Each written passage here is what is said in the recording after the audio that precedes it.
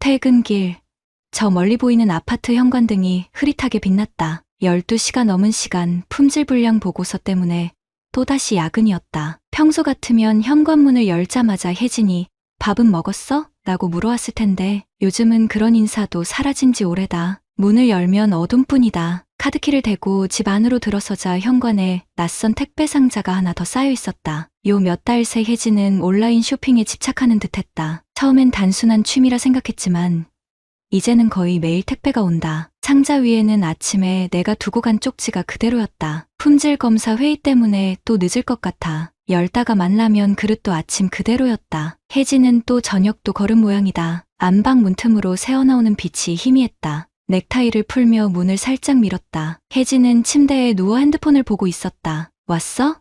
그녀가 내 존재를 확인하듯 작게 말했다. 응. 먹은 거 없어? 뭐라도 해줄까? 혜진은 고개를 저으며 다시 핸드폰으로 시선을 돌렸다. 이런 대화가 우리의 일상이 된 지 3개월째. 카페 폐업 이후 그녀는 점점 자신 안으로 움츠러들었다. 혜진의 카페는 우리의 자부심이었다. 결혼 5년 차에 그녀가 꿈꾸던 작은 카페를 열었고 첫 해는 손님들로 북적였다. 그러나 지난해 골목 입구에 대형 프랜차이즈가 들어서면서 상황이 급변했다. 매출은 반토막 났고 폐업은 시간 문제였다. 그때부터 혜진에게서 생기가 사라졌다. 억지로 웃는 얼굴 뒤에 숨겨진 그녀의 좌절감을 알면서도 바쁘다는 핑계로 제대로 위로해주지 못했다. 오늘 또 뭐 시켰어? 침대 끝에 걸터앉으며 물었다.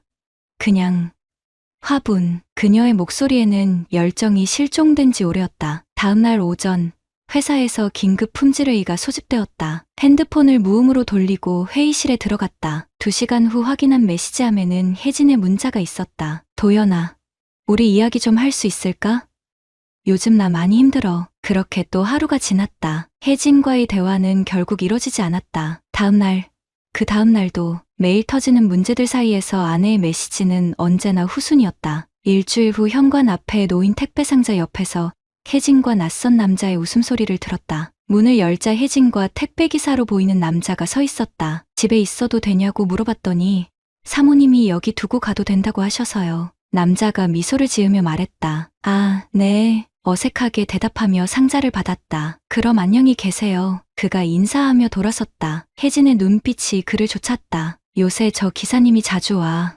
혜진이 말했다. 친절하더라고. 그날 밤 침대에 누워 생각했다. 언제부터 혜진에게 친절한 사람이란 특별한 존재가 되었을까? 언제부터 내 안에는 택배기사의 미소에 위안을 얻게 되었을까? 풀리지 않는 생각을 뒤로하고 일어나 거실로 나왔다. 테이블 위에 놓인 택배 영수증에는 송진호라는 이름과 연락처가 적혀 있었다. 이름 옆에 혜진이 적은 듯한 메모가 눈에 띄었다. 비 오는 날 우산 챙겨주신 분. 창밖을 보니 또다시 비가 내리기 시작했다. 빗방울이 창문을 두드리는 소리가 집 안의 침묵보다 더 크게 들렸다. 5월의 장마가 일찍 시작됐다. 일주일째 하루도 빠짐없이 내리는 비에 도시는 축축하게 젖어 있었다. 그날도 비가 추적추적 내리고 있었다. 오후 회의를 마치고 차를 몰고 집에 도착했을 때 현관 앞매트에 낯선 물기가 눈에 띄었다. 누군가 젖은 신발로 들어왔다가 나간 흔적이었다. 비 많이 왔어?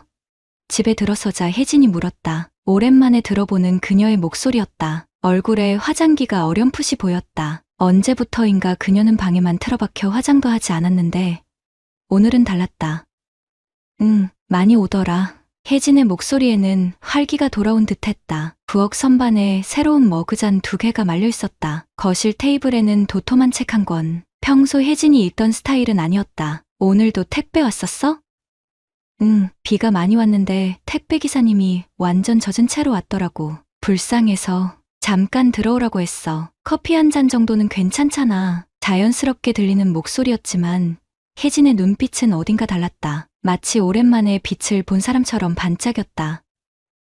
그래, 대답했지만 가슴 한구석이 묘하게 불편했다. 그날 이후 혜진은 조금씩 달라졌다. 갑자기 화분에 관심을 갖기 시작해 베란다에 작은 식물들이 늘어났다. 아침에는 일찍 일어나 샤워하고 가끔은 집 안음악이 흘러나왔다. 처음에는 그녀가 우울증에서 벗어나는 좋은 신호라고 생각했다. 일주일 후 퇴근길에 동네 슈퍼에 들렀다. 우연히 창밖으로 혜진을 발견했다. 그녀는 택배 유니폼을 입은 남자와 나란히 걸으며 웃고 있었다. 그날 본 택배 기사였다. 두 사람 사이에는 자연스러운 친밀감이 흘렀다. 혜진은 오랜만에 진짜로 웃고 있었다. 남자가 뭔가 재미있는 말을 했는지 혜진은 그의 팔을 가볍게 치며 깔깔 웃었다. 언제부터 저렇게 친해진 거지? 자동차 안에서 그들을 지켜봤다. 비가 다시 내리기 시작하자 남자가 혜진에게 우산을 씌워주었다. 서로의 어깨가 자연스럽게 맞닿았다. 심장이 묘하게 조여왔다. 그날 밤 혜진에게 물었다. 요즘 기분이 좋아 보이네. 그래?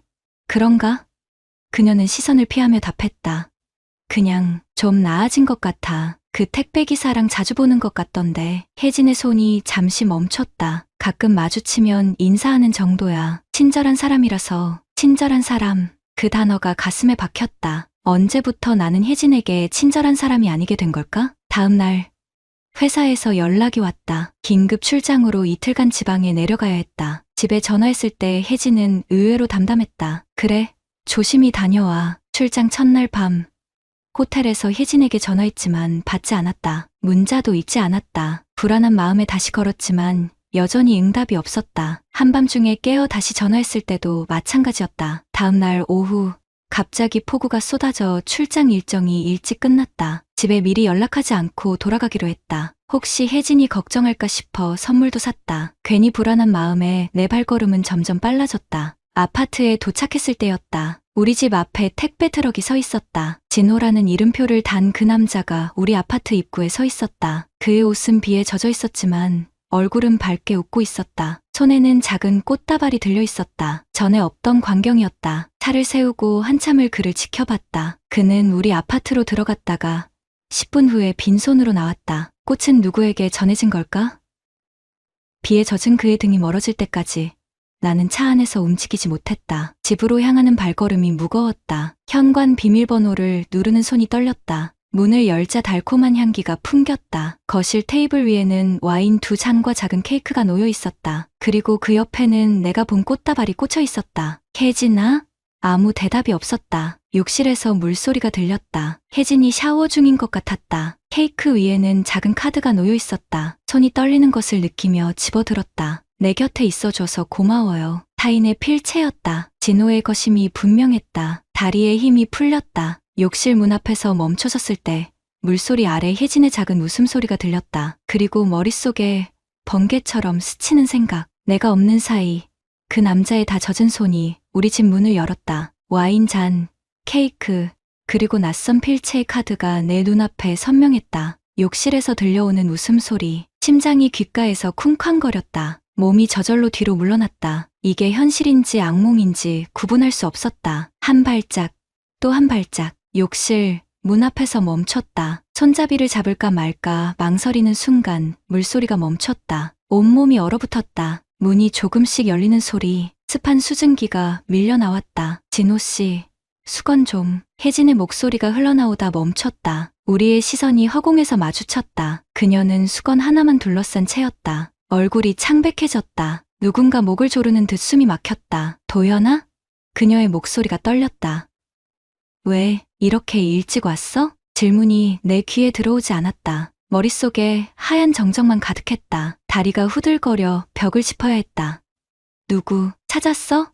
목소리가 내 것인지 믿기지 않았다. 혜진은 아무 말도 하지 못했다. 그녀의 눈에서 공포와 당혹감이 번갈아 스쳤다. 수건을 꽉 잡은 그녀의 손마디가 하얗게 변했다. 침실에서 무언가 넘어지는 소리가 들렸다. 그때서야 나는 모든 것을 이해했다. 우리 집에 다른 남자가 있다는 사실을. 다리가 저절로 움직였다. 침실 문을 밀었다. 도연 씨, 제발. 혜진이 내 팔을 잡았지만 뿌리쳤다. 침실 안.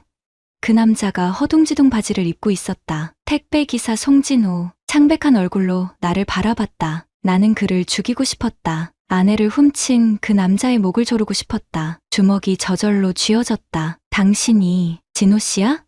내 목소리가 떨렸다. 그는 대답하지 못했다. 셔츠 단추를 어설프게 채우며 시선을 피했다. 방 한 구석에 그의 택배 유니폼이 던져져 있었다. 혜진의 팬티가 바닥에 떨어져 있었다. 현실감이 사라졌다. 죄송합니다. 그가 중얼거렸다. 그 단어가 방아쇠를 당겼다. 주먹이 날아가 그의 턱을 강타했다. 그가 뒤로 넘어지며 침대 모서리에 부딪혔다. 혜진이 비명을 질렀다. 도연아. 그만해. 그녀가 나와 그 사이에 서서 내 가슴을 밀었다. 내 아내가 그 남자를 보호하고 있었다. 19회 함께한 내 아내가 이제는 택배기사의 방패가 되어 있었다. 가슴이 찢어지는 듯했다. 왜? 목이 메었다. 우리가 왜 이렇게 됐어? 혜진의 눈에 눈물이 고였다. 그러나 나는 그녀의 눈물이 누구를 위한 것인지 알 수 없었다. 뒤로 물러섰다. 내가 사랑했던 여자가 이제는 낯선 사람 같았다. 현관으로 나왔다. 신발장 위에 낯선 남자 우산이 놓여 있었다. 재킷을 집어들고 현관문을 열었다. 혜진이 뒤에서 소리쳤다. 도연아, 가지마. 이야기 좀 하자. 돌아보지 않았다. 엘리베이터를 기다리는 동안 온몸이 떨렸다. 귓가에서 심장이 터질 듯 뛰었다. 지하주차장에 도착했을 때 내 뒤로 누군가 쫓아오는 발소리가 들렸다. 도연 씨, 그 남자였다. 진호의 입술과 턱에서 피가 흐르고 있었다. 정말 죄송합니다. 제가 모든 걸 설명할게요. 주먹을 꽉 쥐었다. 뭘 설명해? 넌 내 집에서, 내 침대에서, 내 아내랑 말을 잇지 못했다. 목이 막혔다. 눈물이 흘러내렸다. 혜진 씨가 많이 외로웠어요. 아무도 그녀의 말을 들어주지 않았어요. 그가 말했다. 그 말이 나를 더 찢어놓았다. 그래, 혜진은 외로웠다. 내가 듣지 않은 그녀의 이야기를 이 낯선 택배기사가 들어주었다. 꺼져. 내 목소리가 갈라졌다. 차에 올라 시동을 걸었다. 백미러로 진호가 망연자실한 표정으로 서 있는 것이 보였다. 아파트를 빠져나오는 길에 고개를 들었다. 우리 집 베란다에 혜진이 서 있었다. 수건을 몸에 감은 채로 누구를 기다리는 걸까? 나일까? 아니면 그 남자일까? 비가 다시 내리기 시작했다. 눈물이 앞을 가려 와이퍼를 세게 켰다. 19회의 결혼 생활이 이렇게 무너질 줄은 몰랐다. 운전하며 문득 깨달았다. 지난 몇 달간 그들은 얼마나 많은 시간을 함께 했을까?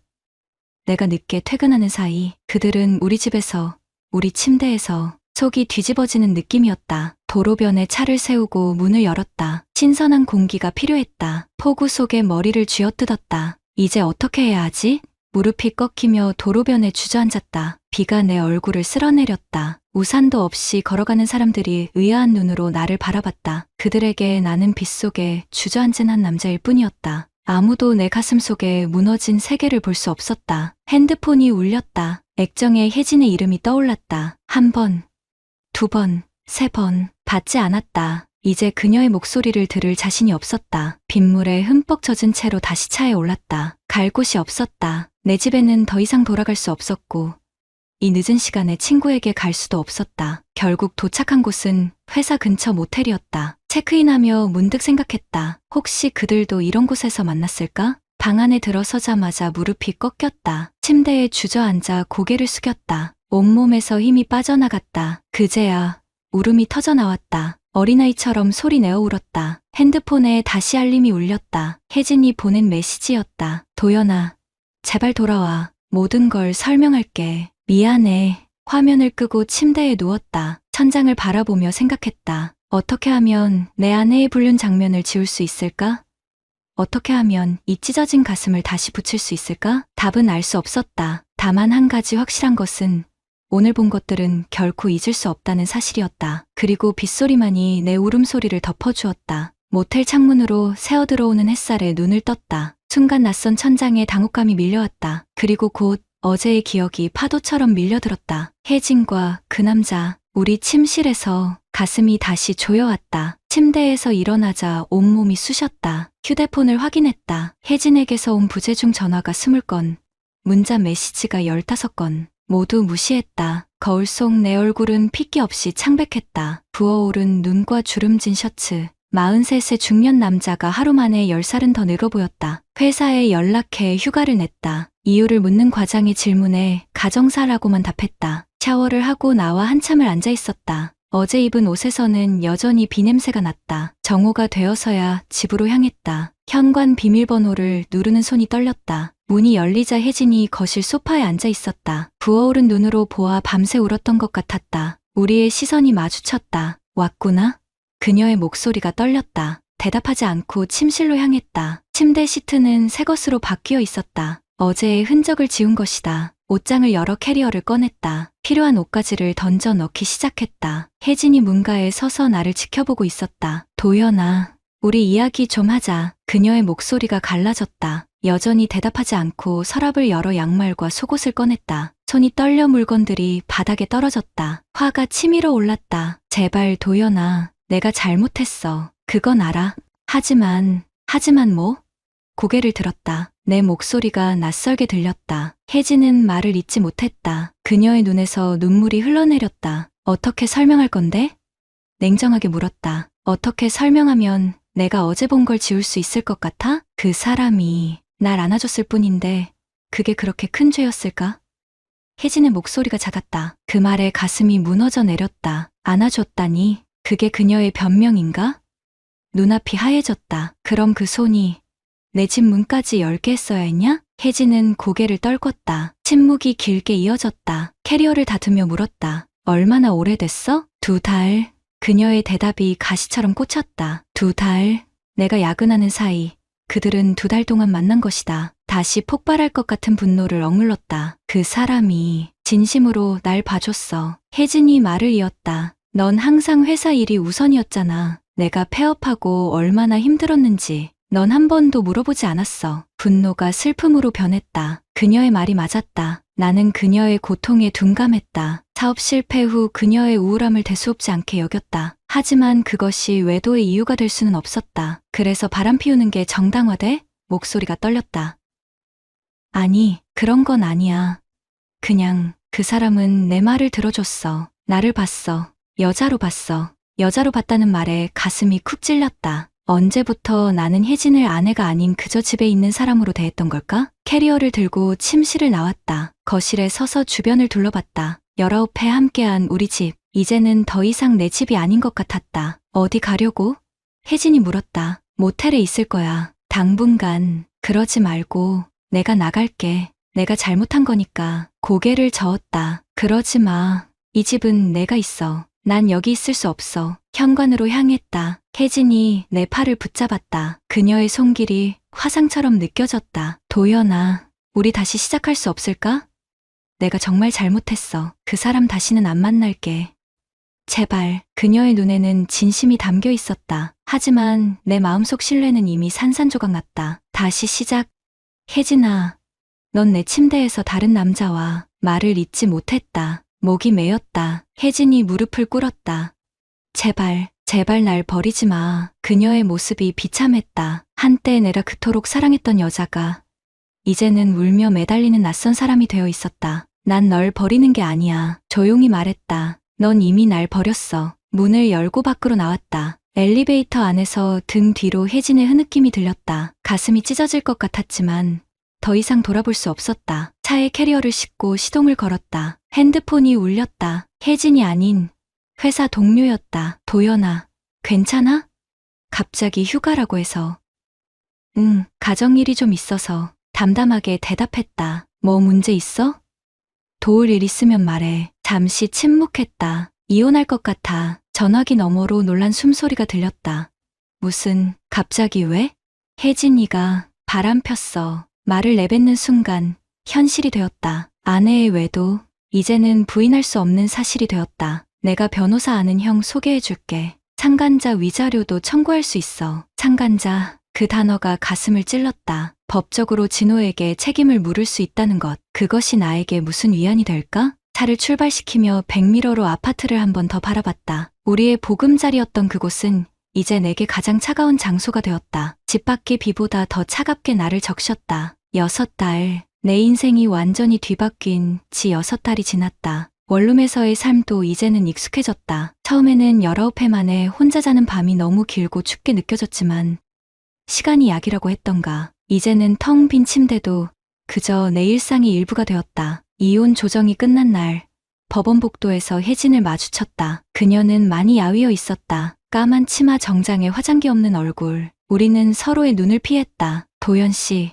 서류에 서명해 주시면 됩니다. 조정위원의 말에 펜을 들었다. 서명하는 손이 떨렸다. 옆에서 혜진도 조용히 서명했다. 그렇게 우리는 법적으로 남이 되었다. 19회의 결혼 생활이 A사 용지 한 장으로 정리되었다. 법원을 나서는데 비가 내리고 있었다. 우산을 펴려는데 혜진이 다가왔다. 도연아, 조심스럽게 불렀다. 상간자 소송 취하해줘서 고마워. 나는 가만히 그녀를 바라봤다. 처음에는 동료가 소개해준 변호사를 통해 진호를 상대로 위자료 청구 소송을 제기했었다. 증거는 충분했다. 하지만 소송 과정에서 진호가 택배회사에서 해고됐다는 소식을 들었다. 그에게 위자료를 받는다 해도 내 마음의 상처가 아물 것 같지 않았다. 결국 소송을 취하했다. 내가 너한테 한 거. 혜진이 어렵게 말을 이었다. 평생 후회해. 후회해도 돌아오지 않는 게 있어. 담담하게 대답했다.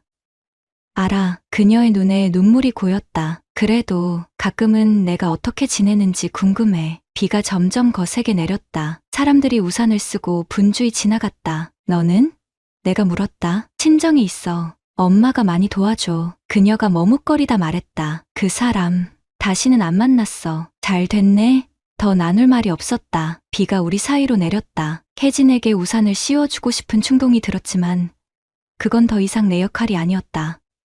그럼 잘 지내? 그녀가 고개를 숙이고 돌아섰다. 그날 저녁 혼자 소주를 마시며 생각했다. 이제 모든 게 끝났다. 더 이상 밤에 잠들지 못하고 혜진과 그 남자의 모습을 상상하지 않아도 된다. 그들의 웃음소리를 떠올리며 가슴을 쥐어뜯지 않아도 된다. 다음 날 회사로 복귀했다. 여름 휴가 계획을 짜던 중 문득 진호에 대한 궁금증이 들었다. 그는 내 아내를 빼앗아 간 그 남자는 어떻게 지내고 있을까? 노트북을 열고 검색창에 송진호 택배라고 입력했다. 아무 정보도 나오지 않았다. 그저 이름만 같은 다른 사람들 뿐. 그는 인터넷에서도 내 삶에서도 사라진 사람이었다. 3달 후 전세 계약이 만료되어 집을 비워주었다. 이사 업체가 짐을 옮기는 동안 마지막으로 빈 아파트를 둘러봤다. 거실, 주방, 욕실, 그리고 침실. 그 침실에서 내가 본 장면이 다시 떠올랐다. 이제는 통증 대신 무감각함이 느껴졌다. 상처는 아물고 있었다. 가을이 깊어가던 어느 날 우연히 혜진이 예전에 운영하던 카페 근처를 지나게 되었다. 그곳은 이제 다른 가게로 바뀌어 있었다. 카페 옆 작은 골목길을 따라 걷다가 멈춰섰다. 멀리서 누군가가 다가오고 있었다. 혜진이었다. 그녀도 나를 발견했는지 걸음을 멈췄다. 잠시 서로를 바라봤다. 그녀는 예전보다 더 말랐지만 얼굴에는 생기가 돌아온 것 같았다. 손에는 작은 종이 봉투를 들고 있었다. 오랜만이네. 내가 먼저 입을 열었다. 응. 그녀가 어색하게 미소 지었다. 어떻게 지내? 괜찮아. 너는? 나도 조금씩 나아지고 있어. 비슷한 시간에 같은 장소에 있다는 건 둘 다 과거를 되돌아보고 있다는 의미일까? 침묵이 이어졌다. 예전 카페 보러 왔어? 내가 물었다. 응. 그녀가 고개를 끄덕였다. 가끔 와.